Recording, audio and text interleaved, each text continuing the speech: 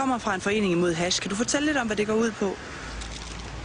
Jamen, det vi for eksempel kan finde på at gøre, det er at ligge på fucking lur ude foran Christianer for eksempel.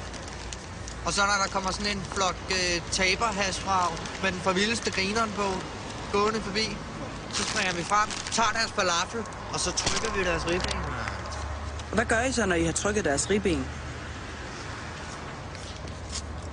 Så knipper vi dem, mens vi sprøjter heroin i øjnene på dem, så de kan se, hvor fucking nedtur narko kan være!